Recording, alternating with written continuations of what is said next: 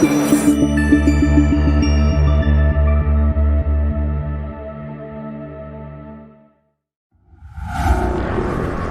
my God, there's something in the sky up there. It looks like a UFO. It looks like a flying saucer. It is a flying saucer. Approaching planet Earth in 5, 4, 3, 2.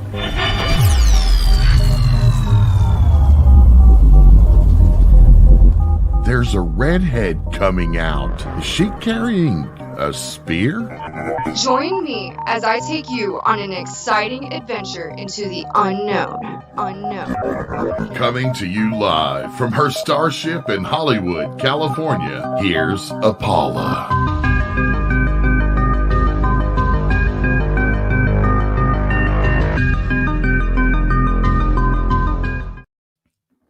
Good evening, everyone, and welcome back to another episode of Apolla's Odyssey. I'm your host, Apolla Asteria, and tonight we're going to have a really awesome guest on our show, Spanda. He speaks at a lot of conferences out here in the West, and he has over 35 years of experience in different metaphysical practices. I believe he does these amazing aura paintings, and he's a really incredible speaker. So he's actually going to be speaking at the Conscious Life Expo coming up here in February, which I will also be speaking at. Unfortunately, we are speaking at the same time. So if you go, you have to choose between us. But yeah, and we're both going to have our own booths there. I'm assuming he's going to have one again. I'm going to be set up there with my shaman spears. And again, that's going to be in LA at the LAX Hilton the weekend of February 4th, I believe. So if you are not making it out to the Conscious Life Expo and you would like to purchase some of my art that will be there, you might want to go ahead and check it out before I sell out, hopefully, at the conference. I have an amazing new collection of shaman spears up on shamanspears.com. That is shamanspears.com. My newest collection, and by the way, they're like a mix between wands and spears. They're for the purpose of channeling energy, and they're all filled with copper coils, crystals, magnets, and sand I collect from sacred places around the world down the insides because the bamboo is hollow. And I actually collect all the bamboo myself out in Topanga Canyon here in LA. So I actually just got back from collecting some more. I actually hike down in a creek and like cut them down. It's pretty wild. Like people actually are like, wow, I can't believe you go out into the wilderness to get these. But so the newest collection, the Yin Yang collection, is kind of made for the purpose of balance during these wild times. So all the crystals that I have on this particular collection on the spears are, a lot of them have properties for balance. That's what hematite, I have hematite sand on the insides of all my spears, and that is actually a very balancing magnetic crystal. So also we have some leftover from the Odyssey collection, and I have some really amazing orgonite creations as well, so you're going to want to check those out. Some feather headdresses and my t-shirts to promote my show, which are I Believe in Humans t-shirts. So again, you can find that all on shamanspears.com. And by the way, here's an example of one here. I have one behind me.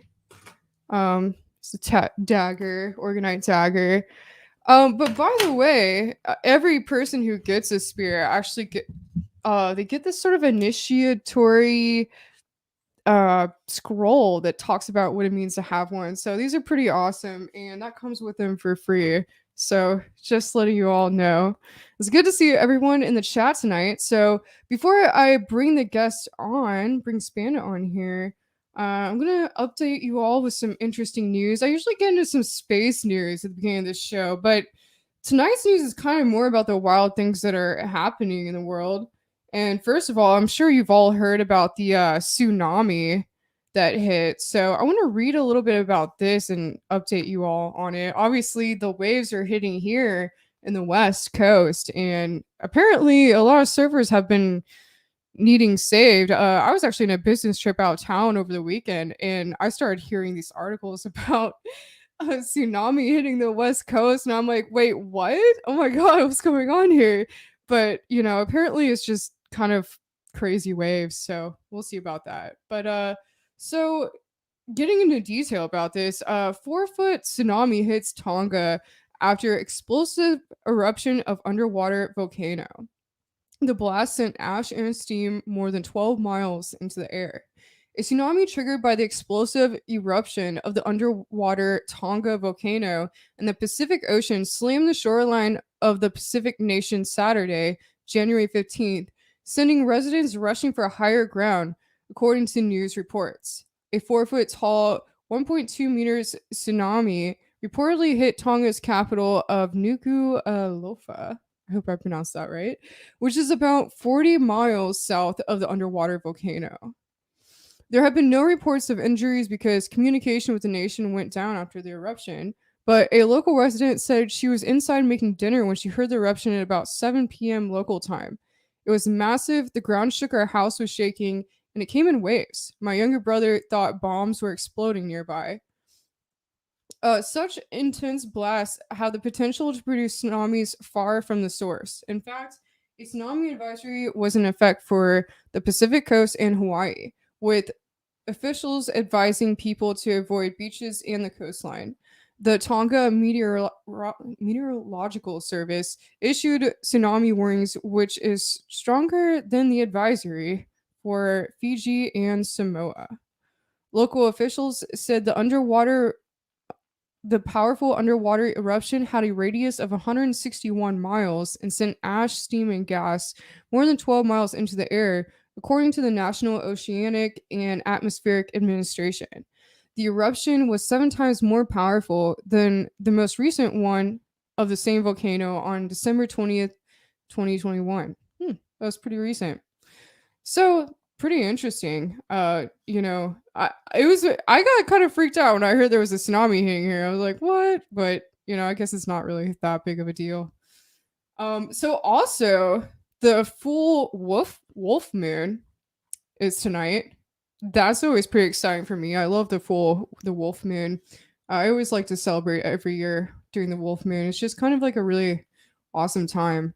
So actually, I'm not sure if that is technically was last night or tonight. Let's see here. But full wolf moon, the first full moon of 2022 rises tonight. Skywatchers will begin to see the moon rise about 24 minutes before sunset.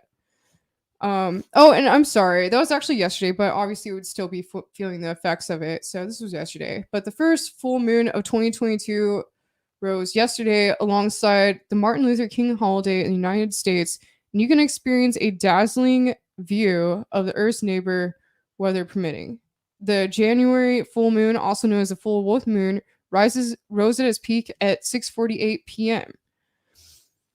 So full moons often occur when the moon is exactly on the opposite side of the Earth from the sun. As a result, the moon looks illuminated because we can see the sun's light reflected from it. Last night's wolf moon will appear full through Wednesday morning, and skywatchers may be able to see the bright star Pollux near the full moon, which is the brightest star in the constellation Gemini, according to a statement from NASA. So, and just skipping around here. So the January full moon is traditionally called the wolf moon because wolves can be heard howling at the moon more around this time of year. It was believed that wolves howled more during the moon due to hunger. However, howling can also be a sign of wolves defining territory, trying to locate other pack members, reinforcing social bonds, or coordinating hunting. In addition to wolf moon, the January full moon has a few other monikers it goes by. For example, the Assiniboine people of the northern Great Plains have referred to this month's full moon as the center moon because it rises during the middle of the cold season in the northern hemisphere. According to the Farmer's Almanac, other wolf moon names include the cold moon, the frost exploding moon, the freeze up moon, the severe moon, the hard moon, and the Canada goose moon, the great moon, and the greetings moon and the spirit moon, all of which represent the extreme temperatures of the winter season and welcoming the new year. NASA's full moon guide also refers to January's wolf moon as the ice moon, the moon after Yule and the old moon. So that's pretty interesting. I always really enjoy that particular full moon. I guess I missed it. For some reason, I was under the impression it was tonight. But oh well. So, oh, and then also, I forgot to mention, a large asteroid passed by Earth today as well. And some people actually got some really amazing photos of that. So that's pretty wild. I don't know if you've all seen that new movie, Don't Look Up, but I actually really enjoyed it. It's kind of about this. But the topic of asteroids is something I like to get a lot into with my presentations because I think asteroid mining would be a really incredible solution for humanity. And they kind of actually make fun of it in the show Don't Look Up. But I actually really think that it'd be something amazing that we could do once we start, basically ramping up as a spacefaring civilization. So, pretty cool stuff. All right, so let's bring our guest on, Spanda. Hey, Spanda, how's it going? Hello. How are you? I'm good. How are you? Good. Here we are. We are here. And so can you give the audience a little bit of your background? I've seen you at a few different conferences here around the West, and Yes. we'll be both at the Conscious Life Expo this beginning of this February. So I'm excited Yes. to see you again there. I know you do some like really Absolutely. amazing aura paintings. Thank you. But yeah, let's give the audience a little bit of your background. I actually don't know much about either, so I'm excited to hear. Thank you. My name is Spanda, and Spanda is a spiritual name that I chose for myself a few years back. Let's see. I was just feeling my name needed to change. I was actually reading about Adyashanti, who's a teacher in Northern California. And I don't remember what his given name is, but let's say it's Bob, right? And then go to meditation with Bob or something like that. So he decided I need a spiritual name, and I don't know exactly the story of how he got his name, but when I read that, I thought, okay. And my birth name is Raul, which is maybe exotic enough or interesting enough, but I also felt like the work that I'm doing. It's not about me, it's about the energy I'm offering and the spiritual relationship, and that I'm a kind of a signpost or director for people to awakening. And it's not supposed to be about me, it's supposed to be about themselves and just me as this kind of spiritual friend or guide. And I thought it makes it less personal that I'm using this kind of title rather than my birth name. I don't know what I would have done if I was named Bob, but in any case, I got this very strong intuition. Okay, it's time to not use your birth name in your public work anymore. And actually, there's only a few people, especially older people, who I've done readings for or done some spiritual work with maybe 30 years back, who still call me by my birth name, just a handful. Everyone else has switched over. And so I hunted through all the cultures of the world and spiritual titles and all that. And I finally came to the Sanskrit word spanda, which means original vibration. Oh, and there wow, that's amazing. And there's something about, I have some Spanish heritage as well as Canary Islander. And Spanda, it has that part of the energy of Spain in it. And then I also just felt the S vibration that felt really good, and the A at the end. And like when you're going shopping and you go back to something a couple of times. Yeah. and it's like, okay, I'm probably supposed to get this, and the other thing you don't even remember. So looking at hundreds and hundreds of names, and then I came back to it several times and said, okay, this is what I'm going to be called, maybe for the rest of my life. And then it really did change everything. Just like Wow. Jashanti said, it changed my energy. It changed how people were relating to me, and it almost created a different and I would say bigger space to work in Have you looked at somehow. the numerology with it? I haven't actually. I haven't S- done that yet. So I have a similar story with coming into my name, and Yeah. I did this with mine when I was 18, and Mm, I realized later I looked at the numerology with it, and the numerology with my stage name now actually is a more like service to the world energy. mm, So it's definitely interesting. I recommend looking awesome. into that. Yeah, thank you. Yeah. Okay, so let's see. I'm going to go back, and if people look at my interviews, there's some things I say over and over. But that's very much a pointer to the way I work. Like people that do my training, such as like my meditation training, I have my favorite stories, and so I'll say, I probably told you this one before, but I'm going to say it again. So my interviews are like that too, um, but I'm also mindful of uh, doing some interesting different things with each interview.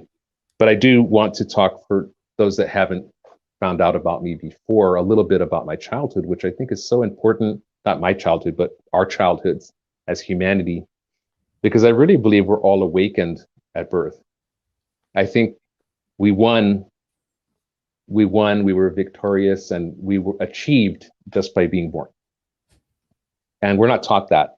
We live in a society that teaches us we're like a cog in the wheel and to be used by the oligarchs or whatever else is going on. It's Well, very isn't it disempowering. every person who's born, basically they're already a winner because they were one out of like thousands of hundreds of thousands of sperm that actually Yes. made it to the egg? Yeah, but it's even When I more first heard so. that, I was like, "Oh my gosh, it's amazing." You're already a winner. You won the Olympics of getting that egg and sperm getting together. But in the Yeah. spirit world, it's even more so that I believe we choose our parents. That there's some kind of spiritual conversation, like why are these two people there? I believe that we are specifically choosing these two people because there's a gift that the parent has, and the mother and the father have a gift which may be unrealized. Think about your own parents and whoever's listening to this. Did your parent realize their gift? Or could you see their gift, but it was not realized? Did they sort of do it? Did they go for it? But if you find out what your gifts are, you'll see the power or the strength of your mother and the strength of your father are actually combined in whatever it is you're doing. And I've seen that hundreds and hundreds of times without any exceptions. Now, sometimes people say, my parent didn't realize their gift, or I don't know what their gift was, or I didn't even get to meet my parent, or something like that. So some more kind of psychic investigation might be necessary.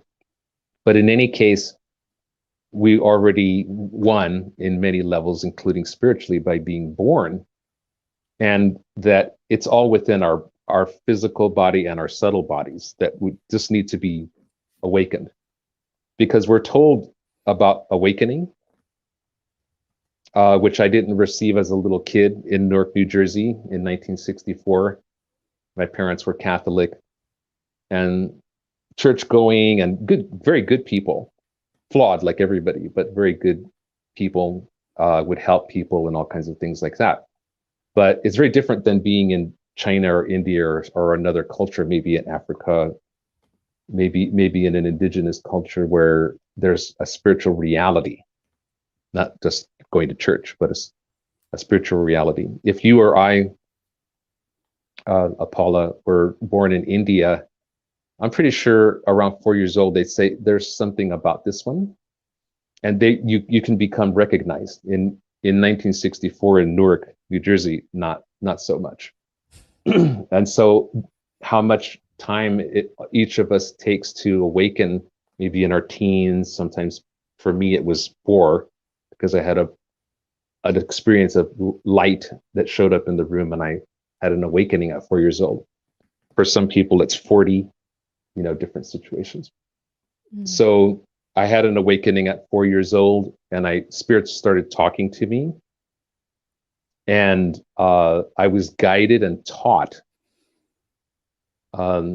basically exactly like Harry Potter, but without the train and without seeing them, and but I could hear and psychically feel the spirits around me, and I was never alone for one moment. After that awakening, I had a whole team, a whole group of spirits that were helping and guiding and teaching, including literally lecturing me as I'm going to school, first grade, through the snow in Newark, New Jersey. They're teaching me like it was a Hogwarts class. I'm being taught, and my little mind's absorbing all these things these spirit guides are saying. And so I had a very, very different childhood from most people. I had no idea what it felt like to be alone, because I was never alone for a minute, because the spirit guides were always there. I didn't know what it was like to feel unsure, or to have to question, because they're just like there. It's like, hey, what's this? I could just ask. They're right there all the time. So I had this unseen support every day, every hour, until I was 13. Can I ask you, Yeah. how do they, I guess, like, how do you perceive them? Is it just kind of like, an energy that you feel around you? Do you actually, like, kind of in a way, like, see them, or is it more of like an inner knowing, like intuition of what you're getting Yeah. from them? Yeah. And then I have to explain everything I'm talking about is from the sense of, I don't know what it's like not to be psychic or not to be able to see, feel, hear spirit. So I'm talking to people that maybe can't see spirits. So it's kind of like talking to someone that's never seen color before. Like, how do I even make myself understood? But it's different from many people awaken. Maybe they're 20 years old, they start meditating or something, or 30, and then they start having psychic powers. I was not, I can't say born that way, because it all, triggered at 4 years old. But I didn't have a lot of consciousness before 4, so I don't really remember what it was like. But at the beginning, it was full blown, like in the room, see them, feel them, hear them. When I woke up at 4 years old, when I had an awakening at 4 years old, it was an explosion of light. It was super visual. The whole room was like sparkling and vibrating in ways that only people that have taken LSD or some other things have said they've seen similar things, where things are hyper vivid. So something hyper vivid happened to me, and I heard with auditory, like a full blown loud voice saying, "Always remember this moment." The voice said, and it was like my consciousness was turned up 100 times. Everything became super vivid, colors, all the details of everything. And then it started to fade, 5 years old, 6, 7, 8. And at 9, it toned down a lot, but I was still getting an enormous amount of support every day. And while there were episodes of seeing angels in the room, like if you have a lamp in your room or your microphone, just that solid, an angel standing there, or an alien, or sometimes ghosts. Sometimes scary things happen. Mostly good stuff, but I also walk past the house that's haunted. I see a ghost. There's, and then so sometimes it was full blown, like sound, light, everything, and a lot of times it was just a very strong knowing, like someone's going to call you and they call you, or you have an intuition and you trust that hunch. So I would get these very strong feelings. Someone's in the room. And then when they were teaching me, it was like, you could think in your head right now, you could think pink elephant. So you can imagine the words in your head, just like your own mind thinking something. But I can think something and the spirit can say something simultaneously. And you can't do that you can't think you cannot think two thoughts at the same time. So that's how I know it's them, because they'll literally talk over me as I'm thinking something. And they say stuff I don't have any knowledge about. I can just ask a question like, why is this happening to this person? And my conscious mind is like, this is really weird. I don't get it. And they'll just explain it all, make sense, and tell people. And then I'll relay the information to people in ways that is proof to them that they know is true. Wow. That is really incredible. And so you do work where you paint people's auras. You know, Yeah. what all so you teach meditation as well, or Yes. Yeah. So uh, now this is very interesting because the twists and turns that happen to us in life are very much the context of where we were born, our culture, uh, gender, if we're born in poverty or wealth. All these things influence us, no matter what the spirit guides are doing. And I was born in 1964. I'm a person of that time. When I was a baby, World War II vets were still in their prime.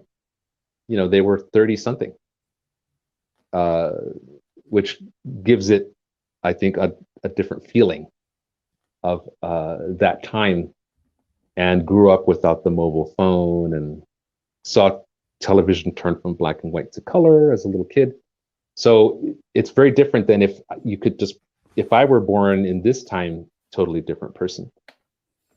So I had a completely different kind of experience, awakening in the time I was born into the culture and all of that.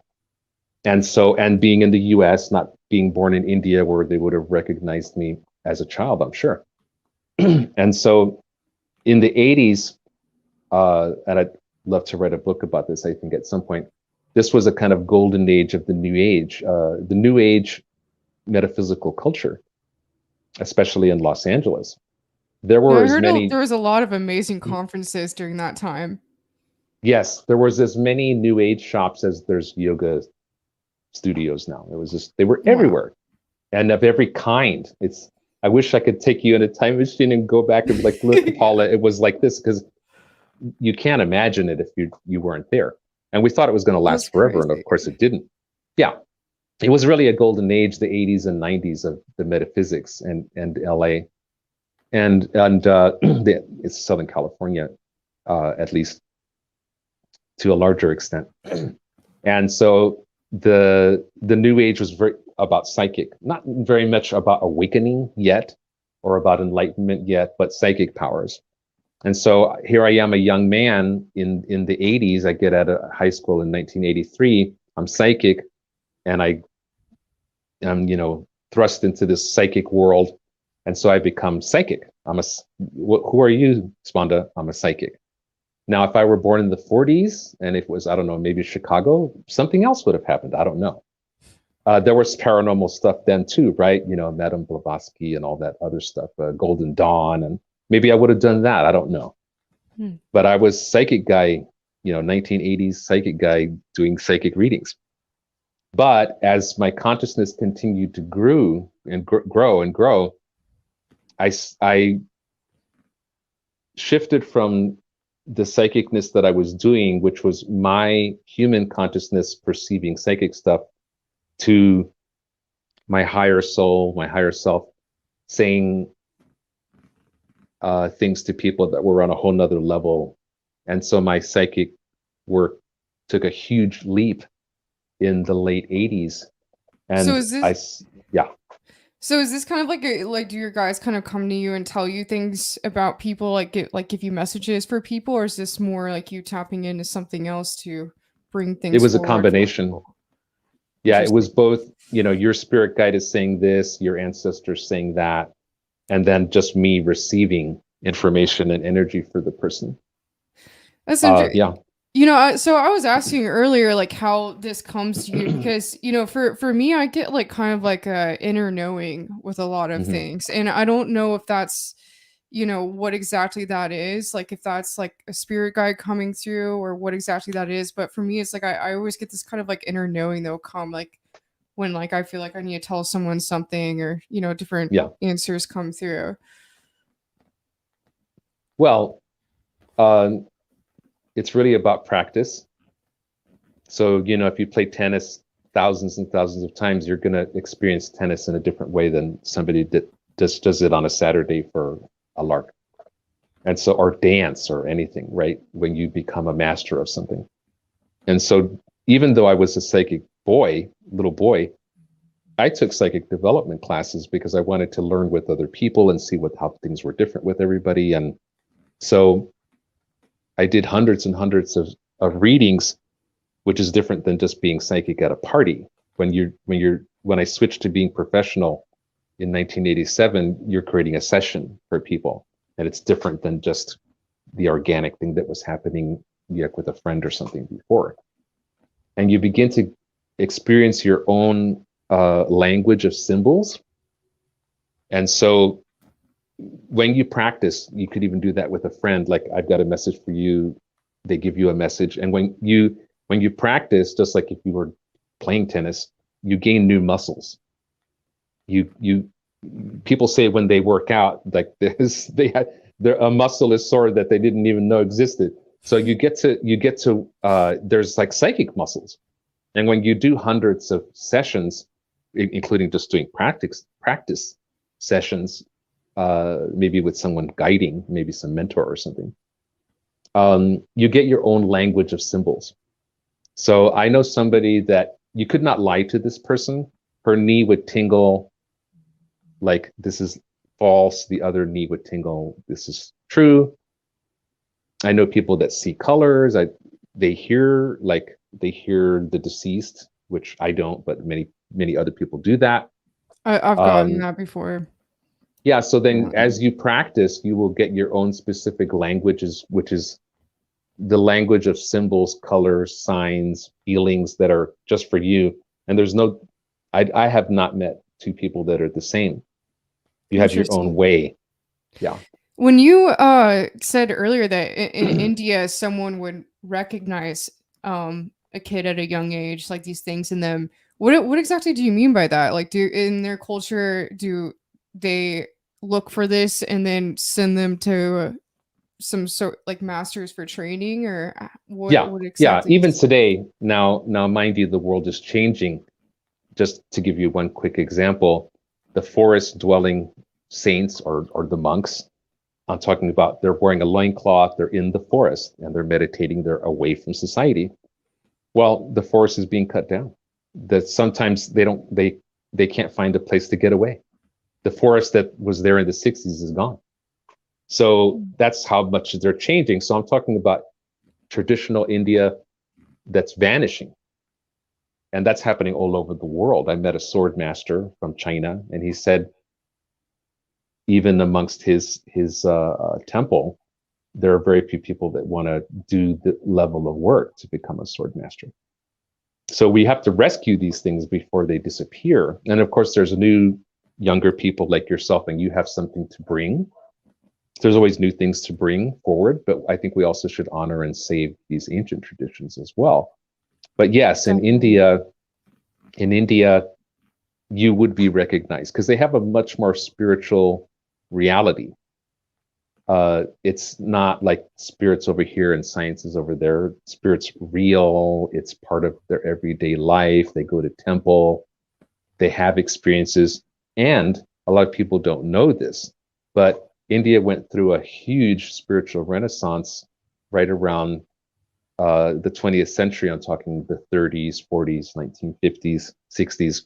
There were so many enlightened beings in India that, who knows when that's happened before. So it's saturated with that spiritual energy. And if you started speaking about spiritual things as a little kid or showed some energy or something, or that you knew the future, instead of saying that's weird, stop doing that, that's scary, they say, oh, maybe you're an old soul, maybe you have powers, maybe you're supposed to be on this track to be a yogi or something. And you would get that support, yes. Wow, that's so amazing.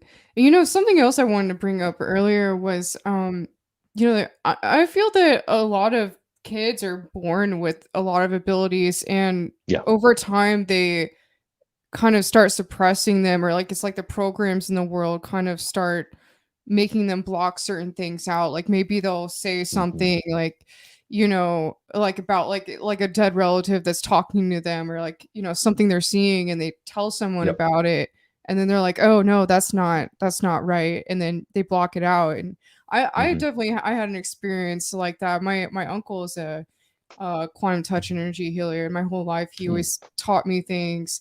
And when I was a kid, like some kid hurt themselves on the playground, and I started doing like energy work on them. And this teacher came over that was like very, Bible Belt Christian type, Mm. and she asked me what I was doing, and then she just started freaking out apparently, and she put me in detention and had me go home and like ask my uncle what exactly it was.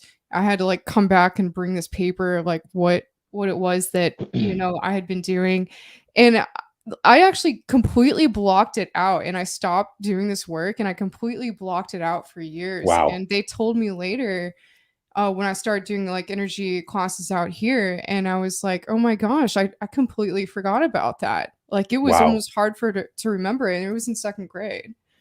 Wow. But I feel like it's like so many kids are born with these abilities, and then the Yeah. programs in the world make them go away. So it's almost like Hmm. when people have these awakening things, it's like a reawakening. Yeah. Yeah. And actually, that's the future. That's what the whole, what I call secret war is all about on Earth, at least this Earth, because there's an infinite number of Earths, I believe. Uh, there's a great awakening, and the younger generations are much more awake than we were. In a way, we had our awakening too, but we were also very oblivious. We'd have an astrology class and then smoke like chimneys afterward, or like take a tarot class and go to McDonald's. And so we were very skitsy as far as like still doing very unhealthy stuff. But it's different, different decade, different situation. You're much more healthy. And also as we awaken, all the stuff comes up, all the gunk. So a lot of people don't awaken because they don't want to deal with their stuff. So they get to a certain Mhm. level and then they go, oh, that's too much stuff to deal with. I have to deal with my addictions. I have to deal with my ego or whatever. And they turn back. And I humanity is going through the same thing, in my opinion.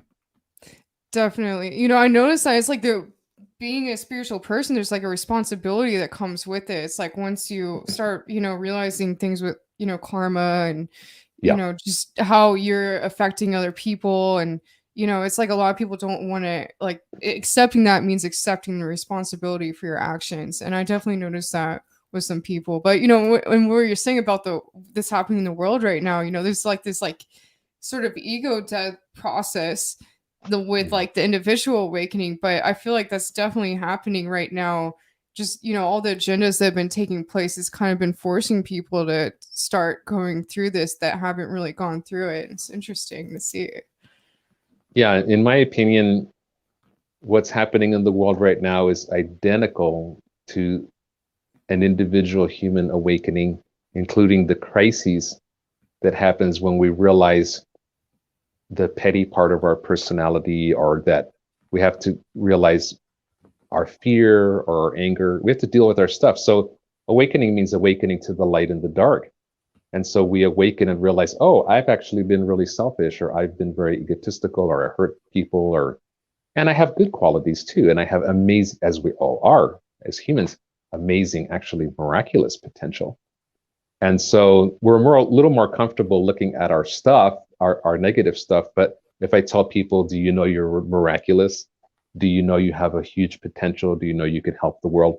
People go, oh, no, not me. I'm not good enough, or I can't be that person. But if I say, do you know you're messed up? People are pretty willing to say, oh, yeah, I agree. So we have to take both the responsibility and the authority, the responsibility and the authority. And if you look at what is awakening, well, the first thing you're going to awaken to is your stuff. There's like a thin layer of gunk, which includes things that are not your fault, like your family karma. You wake up to your family karma. You were not there in 1880. You're not responsible what happened in 1700, but you have the genetics, and there's the vibration of what your family did in your body. And you're not responsible for those things, but you still have to clear those things. And so we have to clear ancestral karma. and there's techniques to do that. So I would say the first 4 years of awakening are very painful, and we deal with being honest about our subconscious stuff that comes to the surface, and we realize how we can be better people, which means not being the messed up person we were before, or the addictions or whatever. And then I tell people, don't be afraid, or don't lose courage, because there's a few you deal with your stuff, the shadow work, and then it gets better and better and better. And then you can be of service, you can have an amazing life, and can contribute, as we're all here to do. But we have to get through that crust of shadow work, which is first. You can't go around it. So what are like the other steps in the process? I mean, you're saying there's going through that. Are there like kind of other phases that, and like, do you feel like you kind of keep coming back to this sort of phase? Like, I feel like in a way, it almost seems like cyclical. Like you kind of like you think you've worked through some things, and then all of a sudden it'll come back and you realize, oh, I'm not quite done there yet. I need to keep going with this. Yeah, that's a good question. It almost seems like a spiral. So you could come back to an issue like a parental issue or something, or an abundance issue or a health issue, but we upgrade. And it's also about making good choices. So, if you never choose a better friend, that same vibration, that same level will keep coming back. So you'll keep getting that messed up friend, or that messed up coworker, or that messed up neighbor, whatever, because the world is a kind of mirror, and we're getting reflections of where our level is in who's your neighbor. Now everyone that has the loud neighbor is thinking, oh, I must have something I need to work on because they won't shut up. They're too loud. I actually have a loud neighbor. But there's differences in loud. Like I've had loud neighbors that were like yelling and cussing at each other. And I've upgraded to the happy loud person. So they're playing video games and they're a little loud, and it's no big deal. I go into the next room to go to sleep and I can't hear them. So kind of my workspace is quiet. When it gets a little later, they start playing their video games, and then I go into the next room to like relax or go to sleep, and then I can't hear them. So it's really like, where are you in the lessons that you're being given? Because we're all a gift to each other. And so what is my pattern? If you have a boss, if you move to this side of the planet, you'll get the exact same kind of boss until you change that pattern, until you learn that lesson. And one thing that's really important, which is very hard for human beings to do, is to say no. And we think, what are you talking about, Spanda? We say no all the time. Well, you say no to, I don't want to go to that restaurant. But when I tell people, you have to say no to that kind of friend, or that kind of boss, or that kind of life choice, and then they're like, I can't do it. I can't get rid of that person. I know somebody who I think is a superstar. I mean, and I've worked with many people who have kind of, actually one of my things is working with people with superstar potential and mentoring superstars. That's part of my karma. And she will not get rid of this video person that is just not good enough. I'm sorry. He's not good enough. And I don't know. I just keep praying for her. She'll one day wake up and say, a superstar needs a superstar videographer. And I just know it's not him. And because I just feel he's not ready. And people say, well, how do you know that, Spanda? Well, I've been giving people messages since I was 4 years old. That was 1968. I'm pretty good. I'm pretty people have told me over the decades how accurate I am. And I'm more than happy to say, oh, you have the perfect videographer. It's amazing. God bless you. I just feel like this person doesn't have it. And I don't know if she's going to let this person go. And that's one of like a million things that have happened when I'm mentoring people. Can you say no to what's comfortable to go to what's next? And I think it's an enormous pressure to be talented.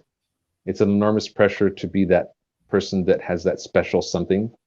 Doesn't mean that you're better than anybody, but you could have a special athletic ability, or a special musical ability or something. or an actor or a DJ or something. You can be a genius in any one of these roles, or you could be a designer, or you could be an architect, or it could be something non-creative. You could be a mathematician. But I think we all have a genius part to us. We all have massive potential. And then are you willing to make the difficult choices to fulfill that potential? Which means hard choices like, this person helped me for the first 10 years of my career, and now I have to go to the next person because they're not that vocal coach to the next level, or they're not that math teacher to the next level. Does that make sense? Yeah. I have been dealing with this a lot lately in my own life, and I definitely have a difficult time with this as well. Yeah. It's so hard because in one way it's almost like you feel like it's you're being mean or something, Yeah. but it's hard to it's like even with like a relationship, if you have someone in your life that it's like you want to help them, but then you realize it's kind of a toxic thing, or it's not really working out. It's like Yeah.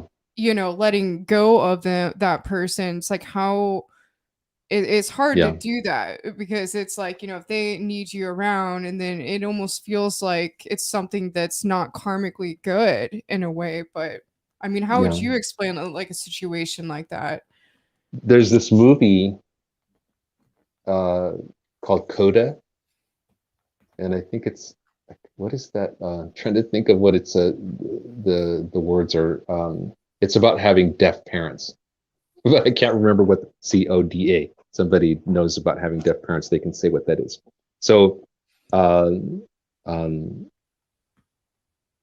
she has to leave home and not help her deaf parents anymore because she's going to go to music school. And it's about that, like, well, we need you, don't go. And she's like, but I have to live my life, and I love you, but I have to go to school. And it's exactly that. It's exactly that thing.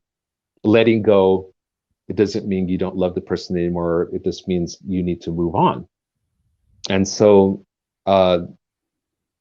we can, out of guilt, stay here. But there's a subconscious motivation, which is being the little fish, being the big fish in the little fishbowl. Being comfortable with doing things at that level and not taking the next challenge, which means if you're a singer, oh, I love my vocal coach. Yeah, okay, but they can only take you so far. Okay, then you have to go to the next one who works at that level. Or if you're a painter, you go to the teachers that's at the next level. Everybody works in strata. Nobody works from like kindergarten to PhD. That doesn't exist. We have strata in our world, and there are people that work with beginner people, and that doesn't matter if it's math or making shoes, being a shoemaker. There's mentors for that. Being a runner, right? Being anything, being a speaker. There's people that work with people kind of middle level, and there's people that work at the mastery level. You can't do it all. That's not the way we are as human beings. And we have to grieve. We have to go through this process of grief. Like, thank you so much for mentoring me. Thank you for being my coach or my teacher. And doesn't mean you can't see the person anymore or not be their friend, but it just means in order to fulfill my potential, I have to go on, including getting comfortable with being at that cycle where, oh, I'm now not the best singer. I was the best singer in my hometown, but I'm not the best singer in the big town, or I'm not the best singer internationally. So you become a beginner again because you're going up to another level, and now you're the beginner at that level. And some people are comfortable being the queen, or the king of their hometown or their level, and they don't want to go to, well, now I'm kind of mediocre now because I'm at this next level. I stopped art for that purpose, even though I do the soul portrait, which is watercolor painting with the psychic reading I do. But I went on a spiritual path, and I didn't pursue fine art because I felt, and maybe because I have a huge ego, I thought I was a good artist. I felt like in high school, but when you get a little older, when you get to 17, 18, 19, 20, you start to, if you focus on a certain thing, whether that's running or math, or in my case, it was fine art, you start to meet people that are more capable and more capable, more capable as you get older. And I saw great artists, not good like me, but great. And I thought, I don't want to spend my life doing something where I'm not one of the great ones. So I stopped fine art from that point, because it wasn't something that I wanted to do just as like a hobby. It's like, if I'm not going to be a great fine artist, I'm going to let somebody else be great. And then where is my greatness? And I thought, I can be great in the spiritual world. And I put all of my energy into that. And you're a creative person, Apolla, so I know you know that you want to do 100 things. Yeah. Because your spirit is infinite. The Apolla, like, and in a higher dimension where Apolla is like a goddess, you can do 1,000 things at once. And so part of you remembers your divine nature, and so you're like, I want to do 10 things. Yeah. Because your spirit wants to do 10 things. But a human can't do that. You can't be best race car driver on the planet and marathon runner and musician and tailor, and there's no time. It really takes 10 years to master something, and we only have a few decades. So we have to grieve the unchosen and say, even the most successful people on the planet have said pretty consistently that you can do 3 things. You can do one, like passion, like the thing, and then there's like 2 wings. Like you can do these like 2 and 3. And there's even if you had the energy to do 7 things, there's not enough time to do them. Yeah. So for creative people, if you're listening to this or seeing this, what are those couple of things that you want to put your energy into if you want to be great? Not everybody wants to be great. Everyone has a different personality. Some people just want to get by. It's like, some people are thinking, I hope nobody notices me. I don't want to get into trouble. I want to do as little as possible, and I just want to survive. And that's okay, because that's their lifetime. That's what they want. I've done psychic readings for people where they're basically drowning, and we're just trying to get them to like functioning. And then there's functioning people that want to do better. And then my focus has been superstars. So it's about, I'm doing really great, and now we want to master. We want to reach mastery.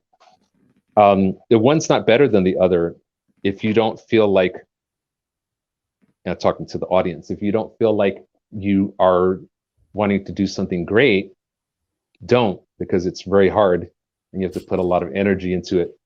When you want to do, if you're going to do great things, you have to feel like it's like breathing, like you need to do it, because it's so hard that you have to feel like it's a must. It has to be passion. And but don't let people tell you that you need to do something great, or that you need to do something simpler, because on the other side of the scale, people will tell you, Apolla, make your show simpler, make your book smaller, make your staffs more simple, do things easier, because they're doing things at a simpler level. If you go to if you go to a book writing club, many people will say, oh, make the book smaller, or take all those details out, just focus on one little thing. And then it's just like, yeah, because they're trying to do the simple thing. They're trying to make the simple book. Maybe you're the one that's supposed to do the big crazy book. Aren't we excited by people that are willing to do everything that they can to do the great thing, including saying no to all those people that said, do it simpler, don't try that, that's too hard. And so if you have a great idea, this is really something for the audience. If you have a great idea, you might say, well, I'm just crazy. I have this great idea because I'm crazy, or people say I'm crazy. Maybe you are crazy, but you also may have something great to do, and you have to get out of your own way, get sane in the ways that you need to get healthy. I mean, and all great people are a little weird. It doesn't mean you abuse people and like, oh, I'm weird, therefore that's why I'm so mean to people. No, I mean, not as an excuse, but every single person, and I've been mentoring people for 35 years, including at an international level. Every single really, really genius person I've ever worked with, they're all very strange. They're very weird. They have strange personalities. You know, this is the way it is. We actually have to get into a break here before we get into the second hour. So I really want to stay on this topic of, I guess, self-mastery and getting out of your own way. So let's get into that in the second hour. I'm really excited. This has been a really great first hour.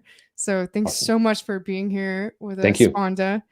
And okay, so I guess, yeah, let's do that in the second hour. I'm really excited about that. So thanks everyone for joining us tonight, and stay tuned because we got one more hour of epicness ahead. So see you all on the other side. Over and out.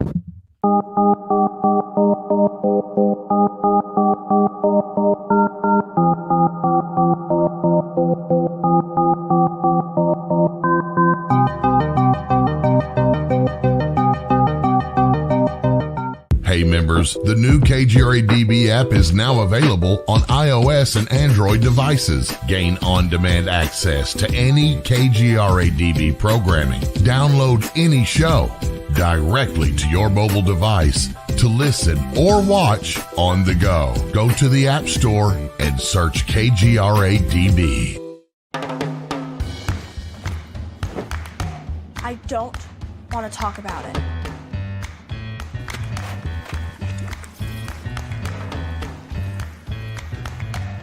I don't want to talk about it.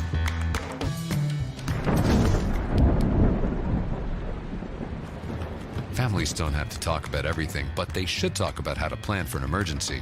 Get tips and resources to make your family's emergency plan.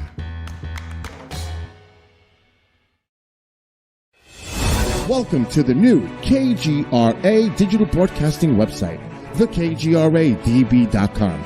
Here you'll find great new content, including the KGRA Classics, great shows from our archives. You'll be able to see the show times and information so you can see what show is currently on air. The On Air Live button, so just go to this section and you'll be able to hear the show live with exceptional sound quality. We also have the Vault section. Make sure to subscribe to get access to great content and special features. We have the make content for our latest news and events, so make sure to sign up and you can be part of our forum. So make sure to check out the new KGRA digital broadcasting website, thekgradb.com.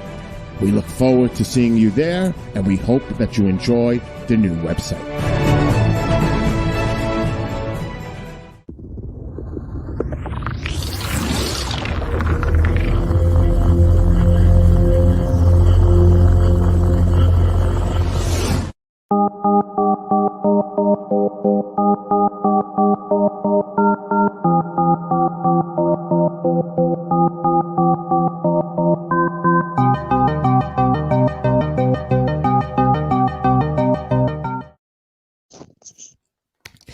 Good evening, everyone, and welcome back to the second hour of Apolla's Odyssey. We got Spanda here with us, and really enjoying this conversation we're having right now. I mean, you're just really amazing to talk with, and this whole topic is really fascinating to me. You know, the strange genius, we left up on that. We're getting into, basically self-mastery, and I definitely would have a lot to say with getting out of your own way also. So I want you to finish your thought there. Sorry to cut you off with that, but the strange genius, what were you saying about yes. that? So, I've noticed very much this pattern of, as we get closer to our mastery, our gifts, why we were born, why we're here, and getting to a higher functioning of it, we're expanding. We're expanding our consciousness. But I believe everything is being magnified along the way to our potential. And so the more the person is awakening, if they don't do the work to clear their angers, fears, and limiting beliefs, the three things that we need to deal with, our anger, our fear, and our limiting beliefs. These things also grow with our potential. And so how many times have we heard about the celebrity that starts acting out really crazy, or they get addicted, or they get out of control? And so if a person's living a relatively simple life and they're not trying to do anything, these things often are just very subtle in their life, and the shadow doesn't really show up in a strong way. But the shadow actually will grow with your light, with your potential. And so it's so important that before you do, like for example, Apolla, you can have a radio and video or whatever we're calling internet audience, or Instagram or something like that, and it could grow to 100,000, right? People that are into what you're doing, 1 million, and you're getting all these vibrations from these people. And then I call it the Robert Downey Jr. effect, because he was, an 80s like young star, and he became very successful, and he was one of the most successful actors of his generation.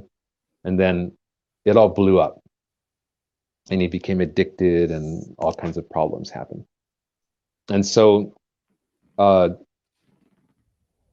as you're growing your energy, you're connecting with more and more people.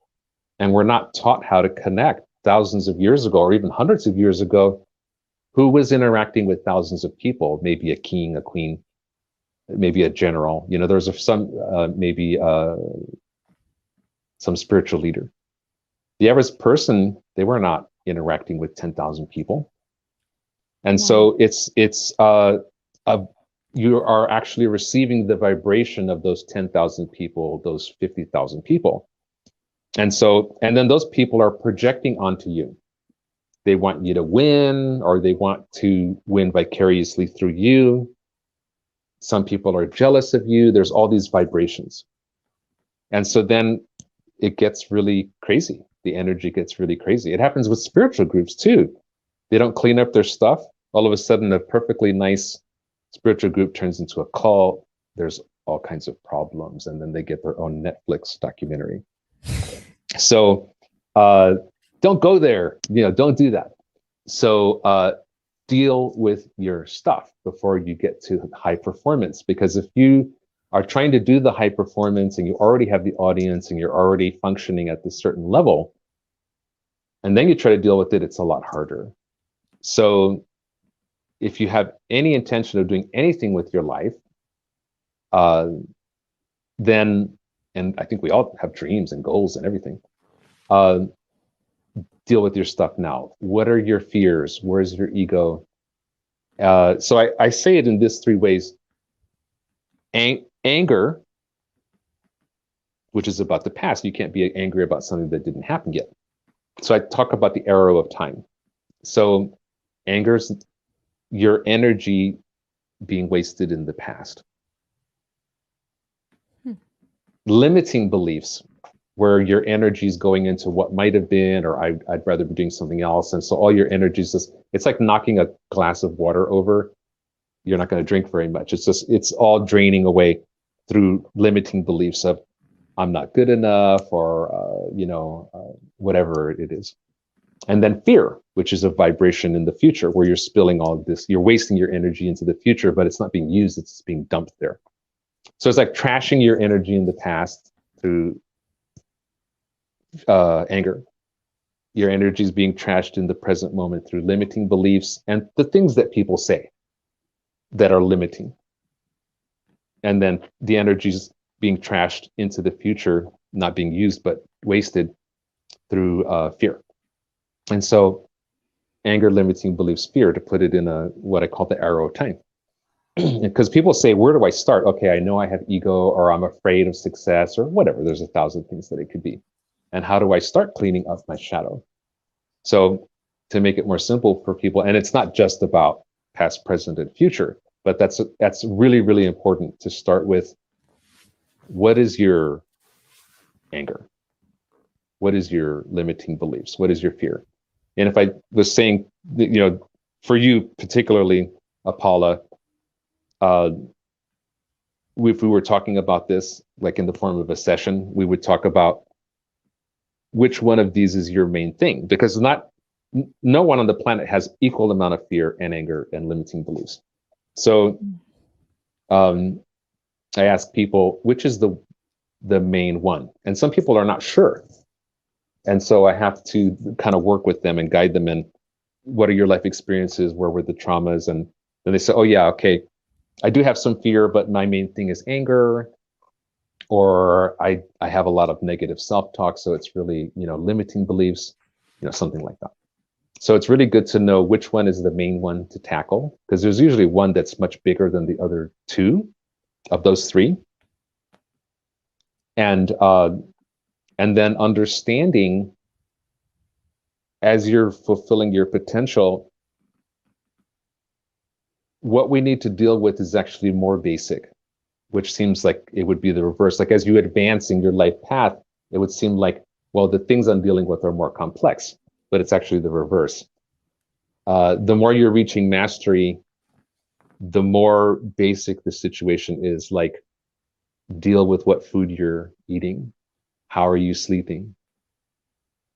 I'll give you an example, like the Olympic athlete. Of course, they're doing all this sophisticated stuff to get that extra millisecond of speed or whatever they're doing. But what is the vast majority of the time being used with the fastest person in the world? It's very basic. How are they stretching? How are they sleeping? How are they dealing with stress? So there's this one guy that's super famous in the rock climbing world, and he has a massage therapist that goes everywhere with him. Really? Because if he doesn't get that relaxed and deal with those muscle cramps and all that, he's gonna fall. He's one of those, like, his fingers are in the cracks in the rocks and he's like thousands of feet up and there's no ropes. That kind of extreme stuff. I've been into rock climbing for years, but I haven't really got quite on that part before. But my sister does a lot with that now, like real mountain climbing. But yeah. And so when you're in the moment of rock climbing, it's not sophisticated. It's like, what's my thumb doing right now? Yeah. Right? Otherwise, you're going to fall. So actually, as we reach mastery, the basics become more important. And so you're thinking about, how am I breathing? How am I dealing with the little things in life? Because when we reach mastery, there's more about doing the basics really well, because any little thing in your life is going to affect, because you're putting so much of your energy into playing the piano or into being an artist or being a mathematician. Since your energy is going so much into one thing, what's supporting it, like how you're sleeping, has to be taken care of. And so then I ask people to do a little diagnostic, like, how are you doing? How are you sleeping? How are you eating? And the more you're trying to reach your potential, you have to get more real with all of these basic things about how are you taking care of yourself. Interesting. Yeah, what you were saying earlier about, people giving these people that are on, like, kind of on different platforms, like, energy, or sending them their energy and feeling the effects of them, and some people not being able to handle them. Like, I've noticed this with people in my own life, people that were, like, really started blowing up from, out of nowhere, and how they handled things. And I was wondering if you had anything to say about, like, I've heard of people saying that there can be entity attachments that can come with that. If there's, like, so many people giving, a person energy, basically, from seeing them on a show or whatever, if certain things can, like, feed off that, because that would be like, if they don't work on their stuff, these things can come around start feeding off that. Yeah, because with those, let's say, okay, it's Instagram and you have got, 100,000 followers. With that person comes all their energy, including attached spirits or whatever. But it doesn't have to be anything like that. It doesn't have to be an entity. It could just be human consciousness, because humans have not dealt with their fear or their anger or their limiting beliefs, and they're bringing all of their low vibration into the relationship. And so the person knows your name or whatever name you're going by. If you have like a pen name or something, they know what you look like. And so there's just all they need. They need a visual of you and what you're calling yourself. And so then, and of course, we want the game that we're playing in the social world is the more the better. The more people hear my song, the more people watch my movie, the better, right? And so then, but then it comes with that audience. We've got all these, what I call mind waves coming at us, all their energy. And then how are you dealing with that? So again, self-care, you've got to take care of yourself. And some do it very well, some not. Yeah, it's interesting to think about, like, when you're saying all this, I'm just thinking of, like, like rock stars, people that travel constantly all the time, or, have to perform in one city one night and then another city the next night. Like, it would take a lot to be able to have self-care when you're living a life like that. Like, no wonder so many of them end up, having crazy breakdowns and everything. So that's interesting. Yeah, that came from radio times and like Elvis. So he would get on a little plane and go from county fair to county fair all over the South and everywhere he was going. And so that kind of was the beginning of that. When there was, before that, it might be trains or something. So now you don't have to go from town to town. You can do it with social media. But actually showing up does work also. So in case someone is out there and wants their brand to get out there. I know somebody that very brilliantly, a YouTuber, she did what she called a living room tour. So she went from house to house to her fans, like literally all over the country. Like, I'm coming to your living room. And it worked. It was hugely successful for her and grew her brand incredibly. I thought it was genius. Yeah, it's like, great, amazing. That's the kind of thing that when you're connected to your spirit, something really unique and powerful will show up that was, never happened before. And then, well, of course, we can all learn from that. You mean in the form of like ideas or Yeah. I always like to see, I think I read this somewhere once, but it was something like ideas. When you get an idea or like an opportunity, it's almost like a gift from like your guides or the universe or something, because it's weird how it happens. It's like you'll just be like sitting there, all of a sudden something like a light goes on. It's like ding. Yeah. And it's like, where did that come from? Like when you get that, like you have to act on it like that. I mean, I guess there could be like negative things that could come in that way. So I guess you probably shouldn't say that like 100% of the time. But yeah, I think that's interesting when that happens. Yeah, there's an old saying that a good writer has that moment of inspiration, and if it's convenient, they'll write it down. A great writer will get up at 3 a.m. if necessary to write it down. So you have to prioritize, like, is this important? Am I going to be dedicated to making this happen? And I don't apologize for focusing on highly achieving people. I know if people look at my other interviews or go to my talks, I talk a lot about the highly achieving, those people that have potential, but that's my focus. That's my work. I help everybody. It's just, I think my public presentation is a lot more about mastery and people that want to achieve their dreams. and are willing to do the hard work to get there, including sometimes Spanda says things they don't want to hear. Interesting.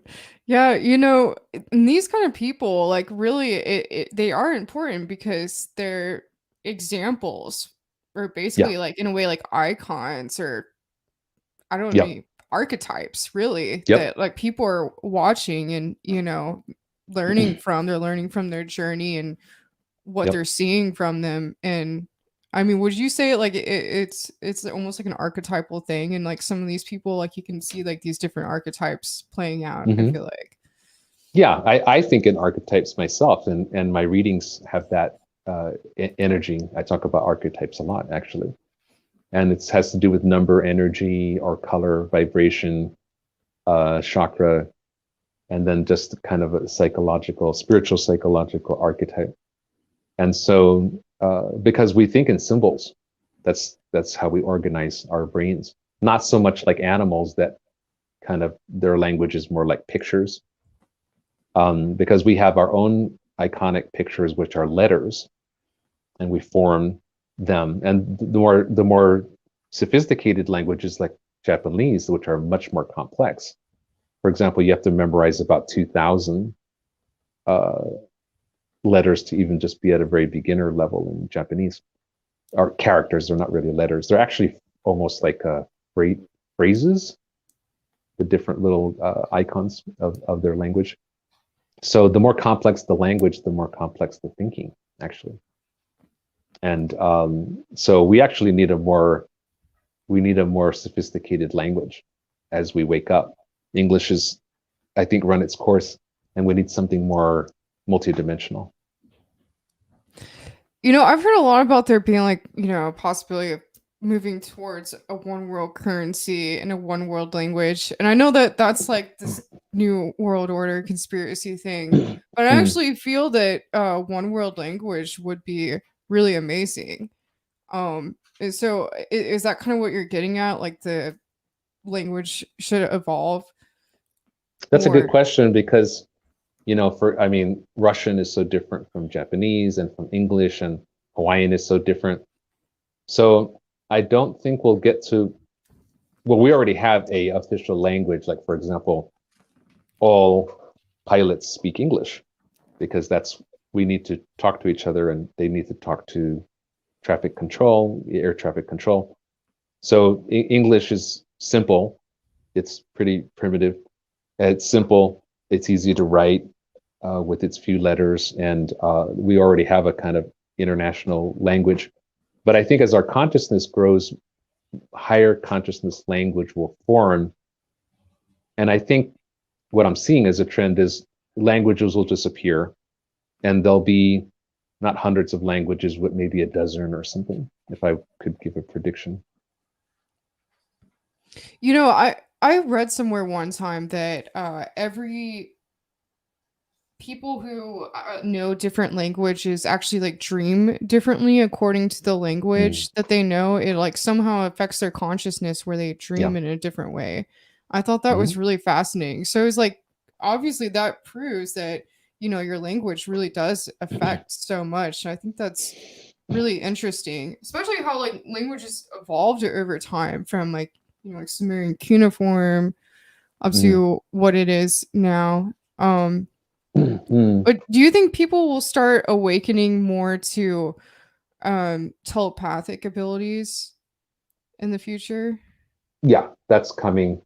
I think the little kids of today, like let's say 3-year-old today, 4 years old, they're seeing the end of, in their lifetimes, they will see the end of this civilization. A new type of human is coming, a new world, a new society. We're going, which will be as advanced as to what we're doing as whatever was the previous civilization. And I mean,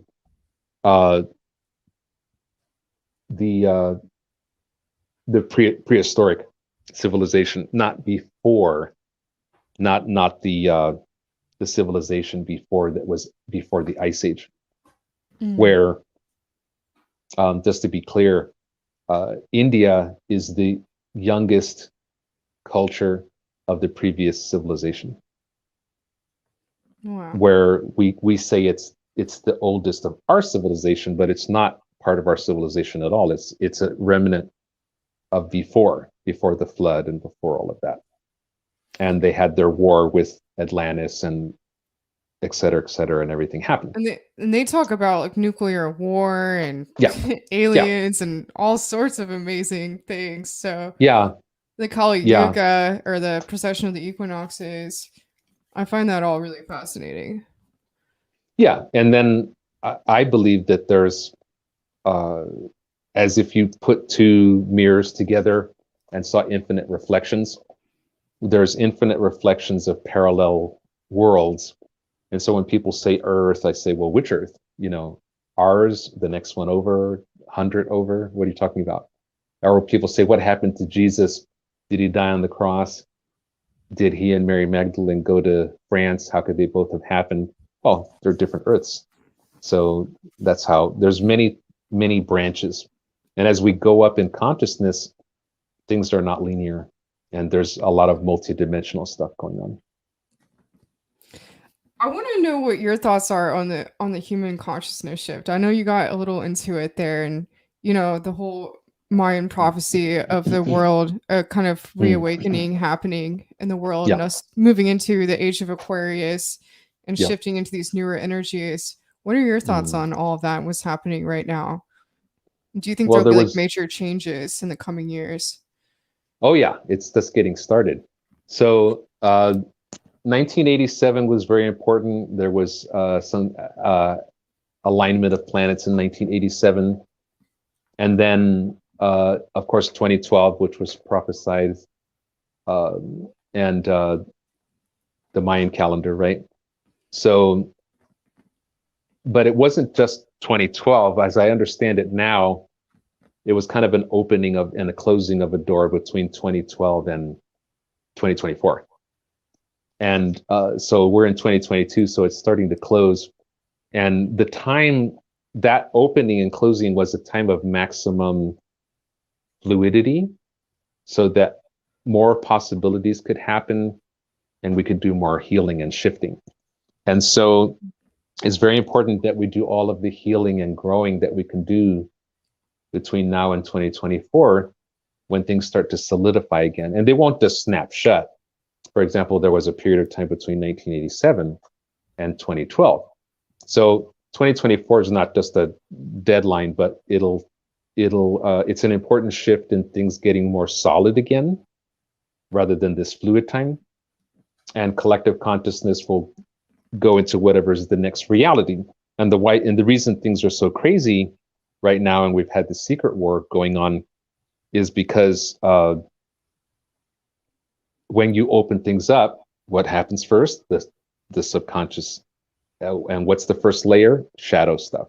And so humanity's shadow has shown up big time, including the oligarchs and oppressive authoritarian, cultures, governments, I should say, and all this weird stuff, which is all playing out right in front of us. If people are paying attention, there's been all these bizarre explosions all over the world, and there's been all this talk about underground stuff happening.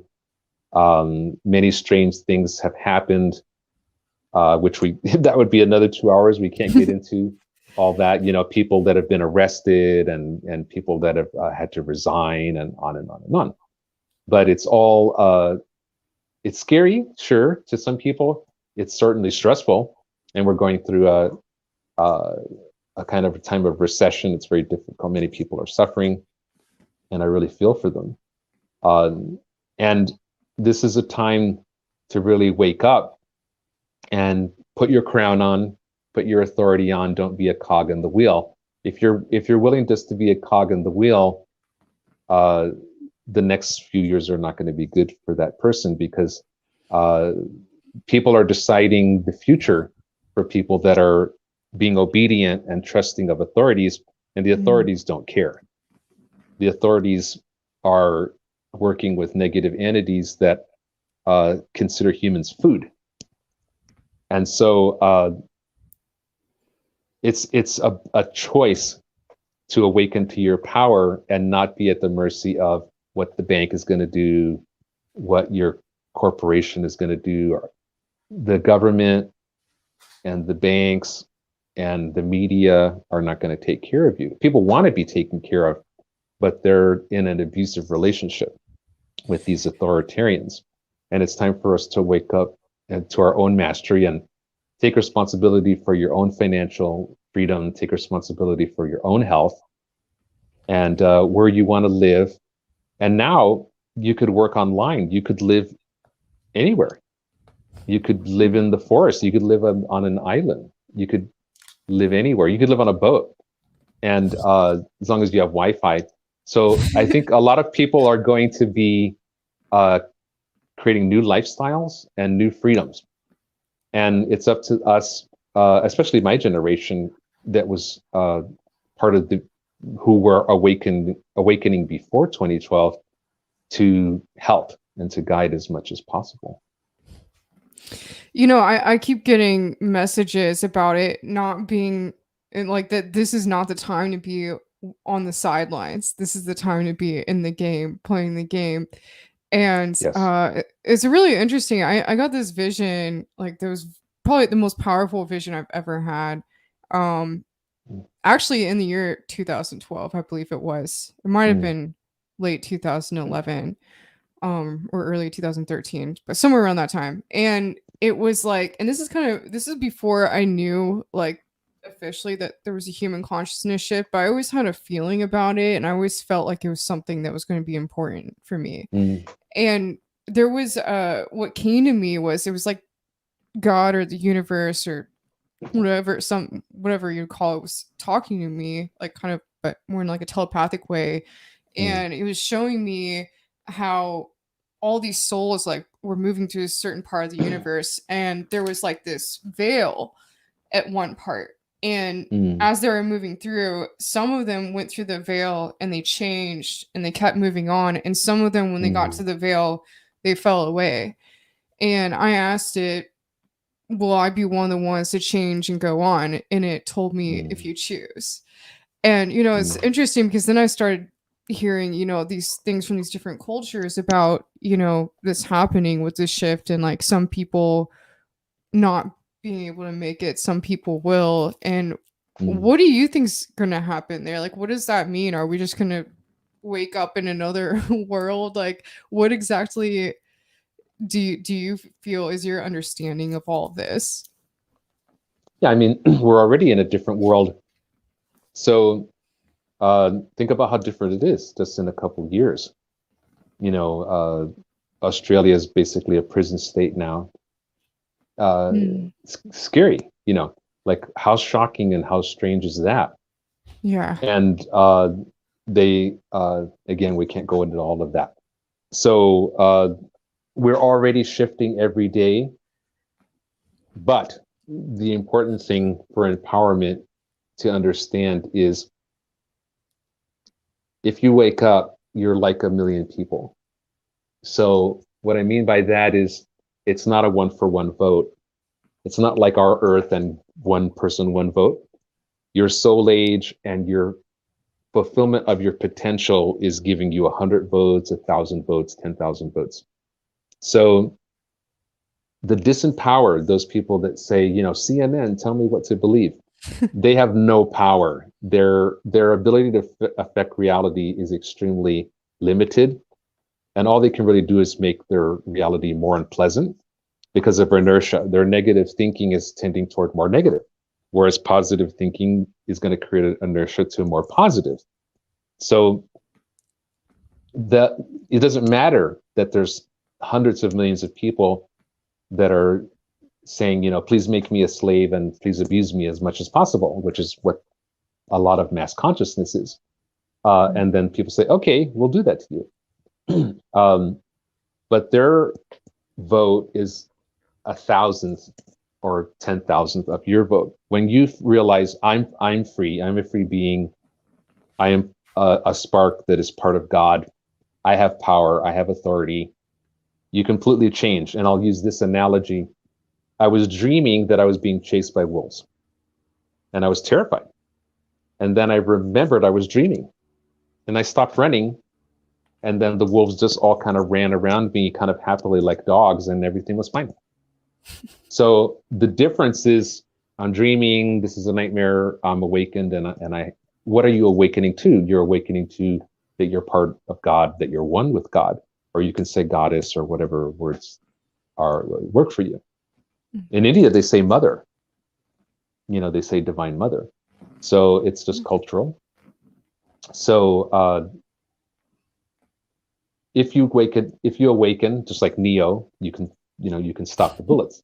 If you awaken, you can change reality, and you're not just changing reality for yourself, because yes, other people are suffering, and you'll find, things worked out okay for you, but you can also start helping other people. You can start making things better for everybody by being a change agent, but you have to wake up to your full potential first. And at least the very beginning of that is, I'm not just this little human that is kind of a leaf blowing on the winds of fate at the mercy of circumstances, but that I am I'm the master of my own reality, and I can make things happen and choose to do good things.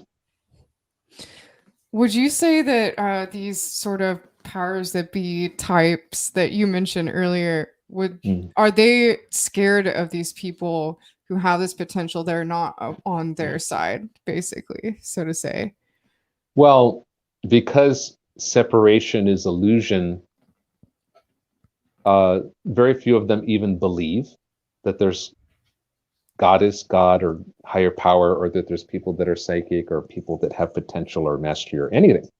So they just think that's all crazy. So they're not afraid of something they think isn't real, but they're very much in their own turmoil, because they're about division.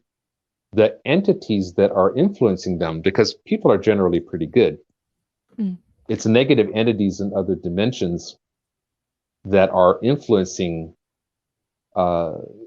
people to be destructive, people to be wanting to control others instead of having freedom, because it's about freedom or control.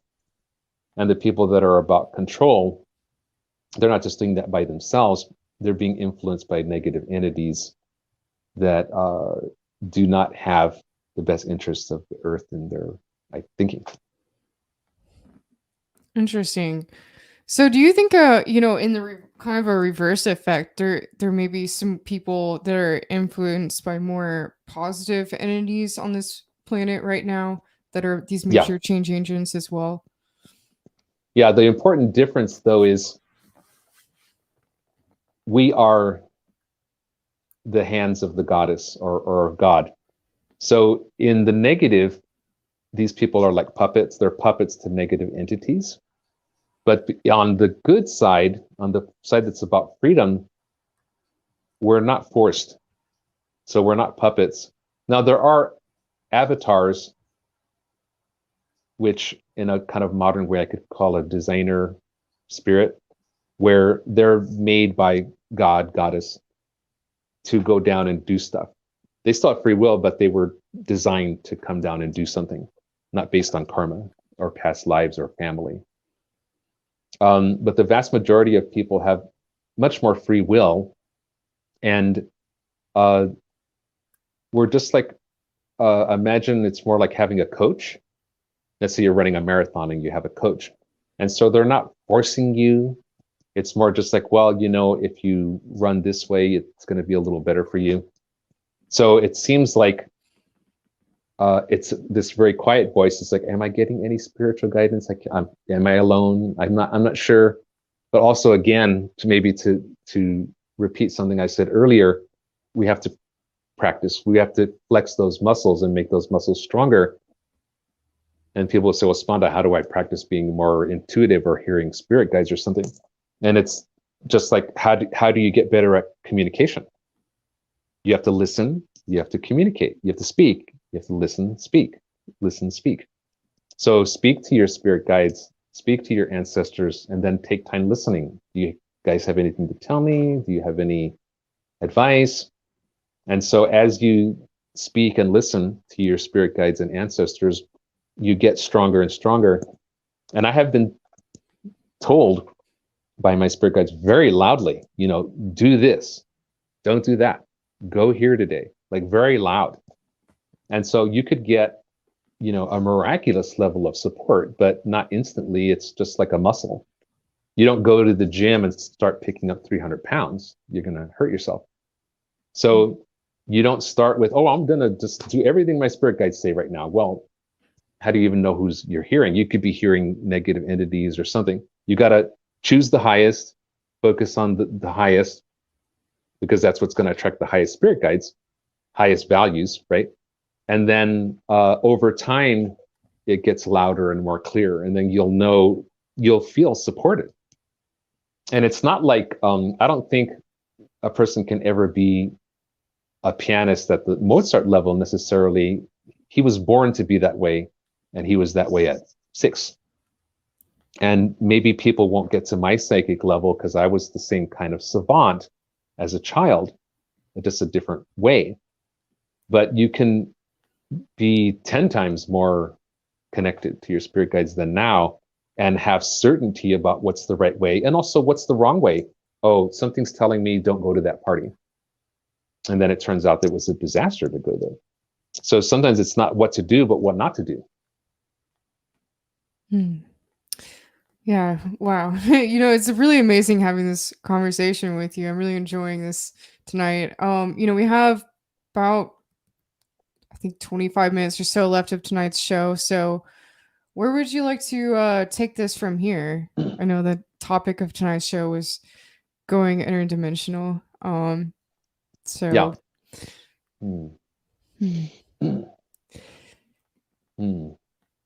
Let's talk about the dimensions a little bit.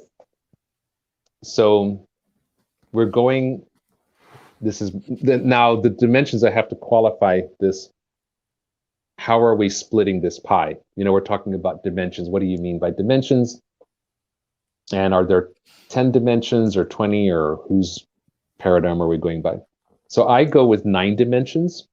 That's my worldview, universe view, but it's really 3 times 9, because it's the lower, middle, and upper parts of that dimension. And so we're moving into the lower 5th dimension, in my opinion. And I call the 5th dimension the realm of the good. So it's not just a little better. Yeah. 5th dimension is about overcoming duality, right? Yeah, but specifically, we're getting into more and more subtle vibrations as we go up in each dimension. So there's more unity. Yeah. But it's also, the 5th dimension is communication, because I liken the dimensions to the chakras, actually. So I would say that the color of the 5th dimension is blue, and it's about communication, including hearing psychically, being able to speak psychically, or channel. And then the 6th dimension is where all our powers really turn on. So the super human is in the next dimension, 6, where we awaken all our powers. There's a lot of powers in the 5th dimension too. It's just not like full on, like flying around like we'll do in the 6th dimension. So we're moving into our powers and our responsibility, because speaking is to have authority. We speak things into being. We speak things into truth, into reality. And so we're moving into a higher dimension, but we're not all moving. There's people that are still in the 4th dimension, or a specific part of the 4th dimension I call the ghost world. And so they're with these negative entities that believe in separation and abusing each other. And so what's actually happening is a splitting off of realities. And some people are going into less vibration, where there's more duality, more separation, more kind of hurting each other. And then some people are going to go into this better world. Now, how does that happen at the same time? We're going to start to see things change. Right now, it seems like everything's happening all at once, Like, oh, more people are waking up. Oh, that country's has a lot of scary stuff happening. So how are these things happening? Is that there's a shift in realities where we're going to start to move away from each other, and we'll see France and Australia get better, but the people that are staying in the fourth dimension will see those things get worse, and they'll see us diminish. From their perspective, we're going away, and from our perspective, the fourth dimension is going away, like two cars going in a different angles. So after 2024, things will get a lot better, but responsibility goes up. So we have to why things are so extreme in this dimensional shift is because this is the amount of shaking up that is necessary for people to feel in order to wake up. This is how asleep they were. If people were more willing to awaken to their potential, it wouldn't have to be so extreme. So that's the only reason why it's so weird right now, is because of that. So the producer here, Bill, just asked in the private chat here, what does Spanda think it will take to bring folks to a higher consciousness of awareness to help promote personal growth and positive energy vibes with each other, since it seems like there's a lot of negative frequencies in our populace today? So I was asked a question that I'm going to answer the same way. Years ago, my friend Al Diaz has had his own show, and he asked me how many people would it take, different kind of question, how many people would it take for us to make a shift? And I said, just you. So that's my answer to the person that posed that question. What do we need, or how is it going to shift, or what's necessary? It's just you. And it's not you and your neighbor or you and some other circumstance, but just you. Because there's only just you. We're all reflections of your God or goddess, and we're all reflections of yourself. But we're each God or goddess dreaming that we're many people. And so it's not other people that make the change, it's just you. So if you believe you're the change and you can do it by awakening to your potential, to being more loving, to being less reactive, to being more part of the change. And it doesn't mean you have to take on the whole world's problems, but you just be an angel for positive, good effect in your neighborhood, in your life, with your parents, your neighbors, your coworkers. And if everybody had the attitude that it's my change that makes the difference, then we'd have a better world tomorrow. So the idea is that humans have is completely wrong, that it's going to take a lot of people, or that it's going to take all these externals, because it isn't about the externals, it's about your heart. And so when we each have the courage to say, I'm the change, it's I'm the solution, then the whole world shifts.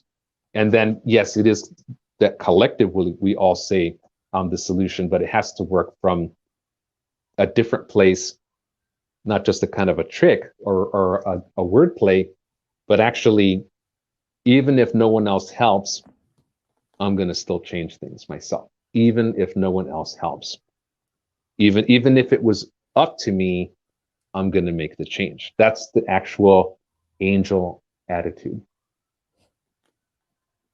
Yeah, it's so interesting. This is actually really fascinating me right now because I'm actually about to shoot an episode for a little secret project I'm working on right after I finish this show tonight. And it's on the topic of basically the secret war we're dealing with and how this shift is going to happen. And and it was weird because it was like writing it, a lot came out, the script that I'm going to be doing, a lot came out that was very, I didn't really necessarily mean to have in there. And a lot of it, what was coming out was that, it's really important, the work that we're doing in ourselves. It's like, we don't really, I feel like a lot of people don't realize how much the work you're doing in yourself is reflected into the collective, but also like, the duality that we experience in ourselves, that energy is being projected into the collective as well. And like manifesting as like wars and things like that around the planet. And, I think this is a very interesting time and definitely exciting. There's also a paradox in that while it's all just about us and our individual responsibility, on another kind of another plane, it's all about also us being our best and then working together. So our country was formed basically by 80 people. Extraordinary people, but it was just 80 people. And also the sacrifices of their family and children and everything. And so if we're of a much higher frequency than those people. Those were great people at that time, but the universe, the world, it has upgraded and upgraded. And we're going through this historic evolution for humanity. And if just like Jesus said, just 3 of you are present and do something, then I'm there, which means if a collective of you will get together and do something, you have God power. And so it's one thing that I have seen the need for is not just being on your own hamster wheel and then, well, I have my own problems and I want to do my own thing, but can you work together? Can you coordinate your efforts so that it can be more powerful and more amazing? Yeah, this time on the plane, I feel like we're entering into a very co-creative energy. I got that with I met the Mitchell Hedges Crystal Skull a while back and had an interview with him and his caretaker, and they were really getting into that and how important that is right now. And yeah, I think it's definitely really important. And it's interesting, like, just in like everyday projects we have, we can build a team around us of people that have like different abilities and things like that. So that's definitely something I've been trying to work with in my own life lately. But it's interesting, like in regards to like the secret war that's going on, as that's a major thing that people really need to wake up to, is like, how can we come together to overcome this? And like, what are your thoughts on that? Is it just like a paradigm shift that's going to happen to like kind of overtake these people, or what is this going to take? Well, it's certainly a combination of collective consciousness reaching a certain critical mass. That's what it looks like, kind of on the 3D or on the physical level. It looks like a critical mass of people saying, no, we're not going to do this. But also making new economies, new movies, new music. It's not about, because before we were being spoon-fed. These are the movies, deal with it. This is the TV, this is the government, and you're the consumer. And that time's over. So we have to make our own banks or our own, I don't know, NFT or something. We have to make our own movies. We have to make our own medicine. We have to make our own homes. And it's we're not little children anymore. We're growing up. And so humanity is getting to that point where the government and the religions and the banks and Hollywood is not our parent anymore. And it's time for us to grow up. And it's not about, will they let me be on social media? We make our own social media. Yeah. So we have the technology. So it's about, and for my generation is the bridge. Like in Thor, like the Rainbow Bridge. My generation is the bridge between the old world and the new world. And we support your generation, Apolla, to create your own financial power, your own homes. And then I can't say what that looks like. I can just be supportive, because I'm not in your generation. I'm a mentor, because my generation is a mentoring generation. It's your generation that will make the choices, like, what do our houses look like? What does money look like? What does music look like? And so you're going to tell us what it looks like. So you younger people have to get together and decide, as all of this is falling apart, and it's unsustainable. And now you step up and tell us what it looks like. It's so interesting. I'm actually writing a whole series, scripted, to do a series for a show on. So, well, it's my presentation topic, solutions for humanity. But I'm doing a series on it. I'm really excited about it. And it is actually in Awesome. all these topics. And, I basically want I want to like share my solutions of like, obviously Yeah. society is breaking down and it's like people are trying to like make these old systems work that Yeah. don't work in this new energy. It's just they're Nope. not going to work anymore. And it's like No. people just need to let it go. It's over. And I think, yeah, so it's like, it's time that people need to come together and start rebuilding, this new world. And, I guess it's definitely going to take a conscious realization of just like letting go. It's like, how do we have a smooth transition of this? It'd be amazing if we could have a smooth transition into this new world. Hmm. Yeah, it's still possible. It's just the people that are resisting change. So for Mhm. them, it's like it's change is being thrust on them as the old world that is falling apart is being ripped out of their hands, as opposed to just let it go, because those systems that people have been relying on are over. It's not going to be there anymore, and in my lifetime, it'll all be completely different, and we'll see what that looks like. We're going to figure it out together. Well, this has been a very exciting episode. We got about, I guess, actually about 5 minutes left before the break here. So, in closing, is there anything Yeah. you would like to get into in closing before we end tonight's show? Yeah, so I'm all about connecting and helping, mentoring. So I have an organization called Soul-Based Living, and you can check that out on soulbasedliving.us.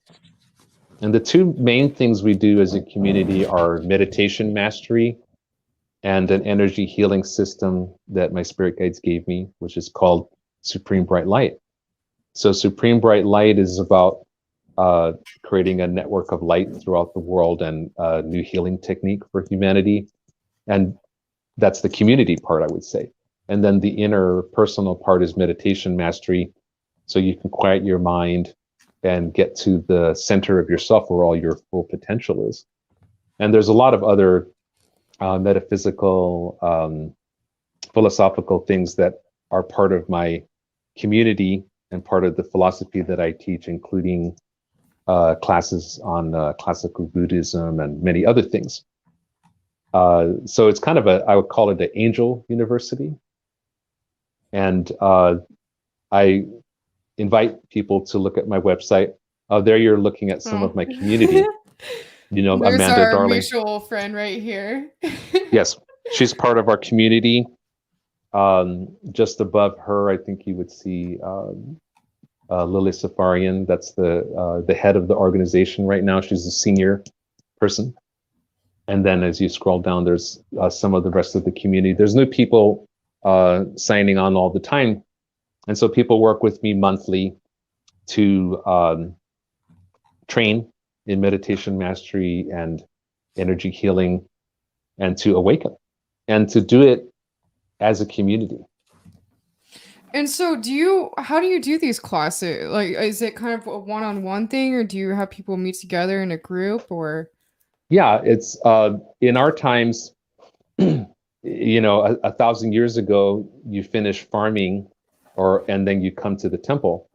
And so now people are so busy that people can't go to evening prayers like they did in, centuries before. So sometimes people only meet with me once a month. And sometimes it's just video. Some people live in different parts of the world, and I maybe would only see them once a year, actually. But we have a community online, and we have a WhatsApp group. So I'm offering teachings there all the time. And ideally, I'd like to meet with a person, I think, twice a month for training and mentorship. It's really about mentorship and to reach freedom and mastery, which is what enlightenment is. Amazing. Well, I'm definitely going to have to connect with you on that. I'm definitely interested in starting that with you. This has been a really amazing show, and definitely everyone go check out his website. And before I end tonight's show, please make sure you go check out my latest collection of shaman spears up on uniquely handcrafted energy channeling devices. And again, that is on shamanspears.com. And so is there anywhere else you'd like people to reach you? I know you're going to be at the Conscious Life Expo coming up.